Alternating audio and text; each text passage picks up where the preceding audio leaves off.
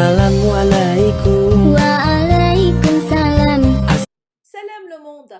Donc, que la paix soit sur vous, sur la France, sur le monde entier, surtout toutes les personnes qui regardent ma vidéo et qui ne regardent pas ma vidéo.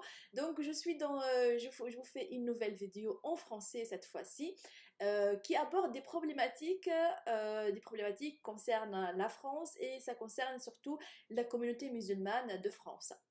Alors, en fait, il y a un mois, il y avait une polémique à propos des prénoms des prénoms que les musulmans donnent à leurs enfants.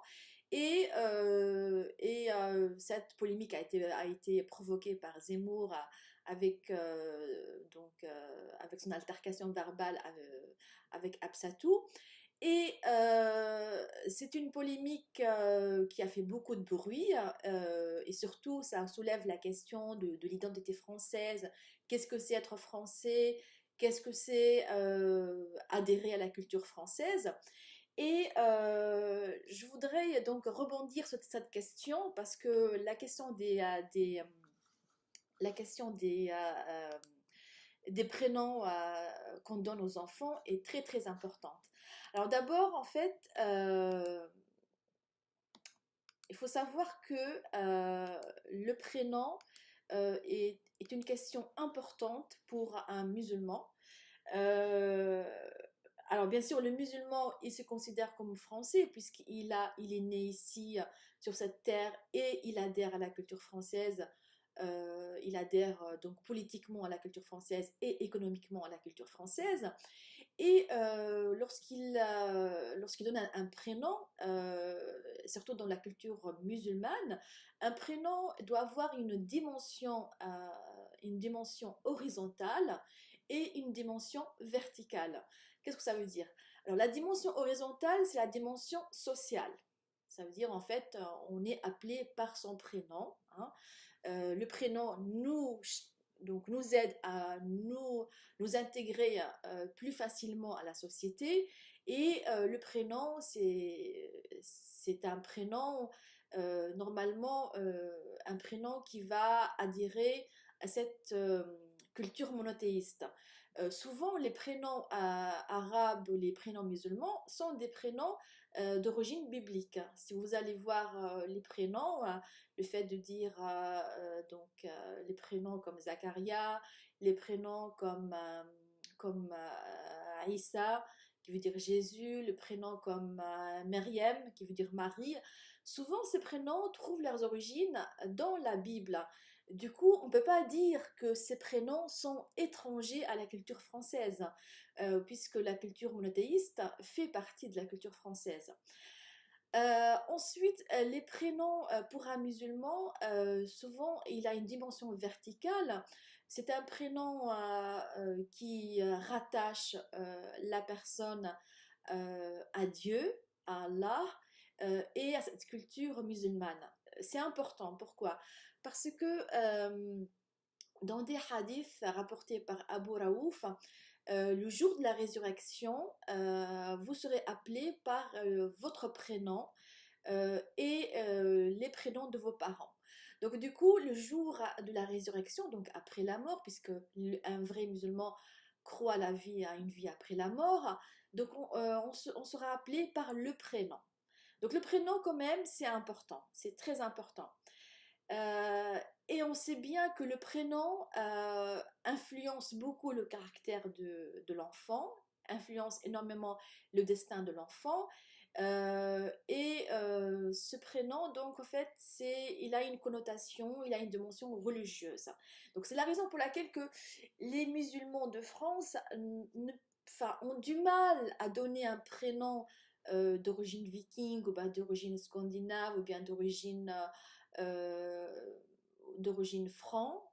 d'origine française, comme François, ou bien Francine, ou bien Franck, parce que ce prénom n'a pas de dimension verticale, il a uniquement une dimension horizontale. Donc en fait, un musulman, lorsqu'il prénomme son enfant, il prend en considération tous ces paramètres, donc le paramètre horizontal, donc la société, et le paramètre vertical, donc la dimension spirituelle et la dimension religieuse. Voilà, c'est uniquement ça. Il y a pas une volonté de s'isoler culturellement. Il n'y a pas, comme le disent les gens qui combattent et qui stigmatisent les musulmans de France, qu'il y a une volonté de s'isoler culturellement ou bien une volonté d'imposer sa propre culture sur les autres. Non, il y a rien de ça. Donc en fait, c'est surtout en fait, c'est que le prénom, il rattache donc la personne à la société dans laquelle il vit, euh, et il rattache à Dieu, à Allah. Et surtout, souvent aussi, les musulmans font beaucoup d'efforts pour donner des prénoms faciles à prononcer, des prénoms qui sont pas, qui s'intègrent bien dans la langue française. Donc des prénoms comme Leïla, comme Lilia, comme Nadia, comme Sonia. Donc des prénoms qui sont proches de la culture française et surtout qui ne sonnent pas mal, qui des prénoms simples et faciles à prononcer. Donc du coup, quand même, les musulmans de France font beaucoup d'efforts. Ils font beaucoup d'efforts pour s'intégrer et pour donner des prénoms qui essaient de des prénoms qui essaient de cumuler les deux dimensions, la dimension horizontale sociale et la dimension verticale. Et on sait bien que la culture française, elle est fondamentalement laïque et athée. Du coup, oui, ça crée un malaise parce que un musulman conçoit son existence sur terre et après la mort. Du coup, sa vision du monde change légèrement par rapport à la vision matérialiste euh, d'un Français de souche qui ne croit à rien. Et du coup, c'est vrai, ça crée quand même une différence culturelle. Mais, mais il faut savoir que si les musulmans donnent des prénoms, des prénoms différents des prénoms français, ce n'est pas parce qu'ils veulent imposer leur culture ou bien parce qu'ils veulent s'isoler culturellement, non, c'est parce que le prénom contient cette double dimension, la dimension spirituelle et la dimension horizontale sociale. Euh, Alors surtout, un musulman fait très attention au choix de prénom parce que le prénom doit avoir une belle signification. Et vraiment un beau sens, une très belle signification. Par exemple, si je prends mon prénom à moi, c'est Amel.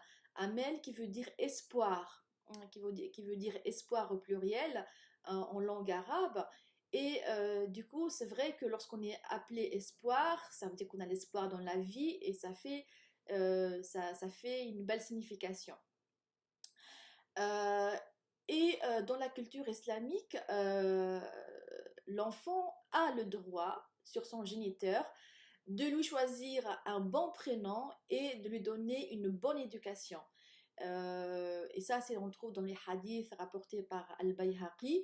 Ça veut dire que le prénom doit avoir une belle signification et l'enfant donc doit avoir une bonne éducation et un bon environnement pour se développer.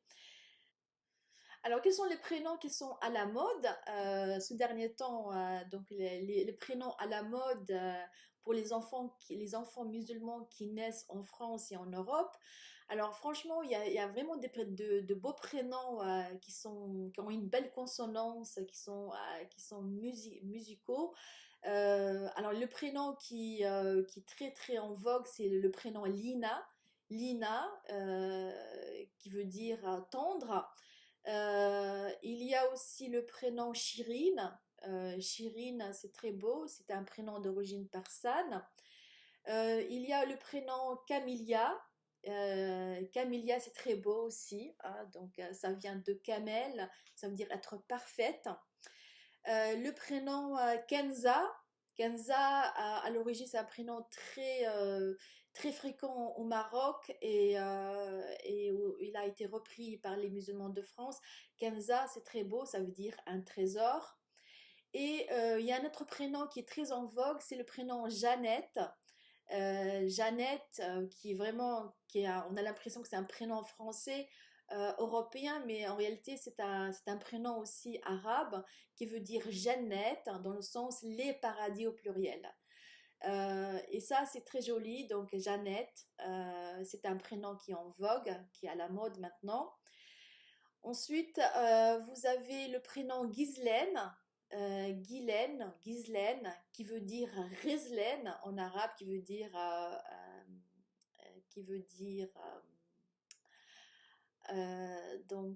c'est une biche, voilà, donc une très belle biche. Et ensuite, vous avez donc le prénom Kenza qui veut dire une fille malicieuse et sentimentale. Il y a un autre prénom qui est très beau à prononcer, c'est Ranim. Ranim, en arabe c'est Ranim, c'est celle qui chante et qui est sentimentale. Ensuite, il y a le prénom Noursan qui veut dire lumière de la lune, c'est un prénom turc. Noursan, lumière de la lune. Ensuite, il y a le prénom Darin. Darin, c'est le nom d'une région au Bahreïn. Il y a aussi le prénom Robin. Robin qu'on peut donner à une jeune fille ou bien à un jeune garçon, qui veut dire en arabe Yakuta, pierre précieuse. Il y a aussi le prénom Aloan, donc Aloan qui veut dire Elwen, qui veut dire couleur au pluriel en arabe, et on peut aussi on peut le traduire par Aloan, c'est beau comme prénom pour fille. Et il y a aussi le prénom Jodi. Jodi, ça peut être donné à un garçon ou à une fille, et c'est le nom d'une montagne où a débarqué le prophète Noé. Et donc le mot Jodi a été cité dans le Coran, Sourate Hud, verset 44. Ensuite, vous avez le prénom Tamara. Tamara, c'est très beau, ça veut dire Tamara, qui veut dire date. Et ensuite, vous avez le prénom Jomana, qui veut dire pierre précieuse. Alors bien sûr, il y a d'autres prénoms qui sont jolis. Il y a Adam, Adel, Adnan, Nadir, Basile, qui veut dire Besl, et Bilal. Alors bien sûr, n'oubliez pas mon prénom. Mon prénom aussi était très la mode, Amel. Et le prénom Amélie, Amélie, c'est mes espoirs, Amélie. À la fin Y, pas IE. Donc ça aussi, c'est un prénom qui pourrait marcher très bien, qui épouse bien la langue française. Ensuite, vous avez les prénoms Maysan, qui vient de Maïsa, qui veut dire une jeune fille belle et élégante. Et ensuite, vous avez le prénom Diana, ou bien Diana, qui veut dire religion, ça veut dire Diana. Voilà, donc en fait, grosso modo, ce sont les prénoms qui sont à la mode. Et bien sûr, si vous cherchez un prénom, n'oubliez pas de cliquer sur ma vidéo et de liker et de partager. Sinon, je serai vexée. Voilà. Assalamualaikum.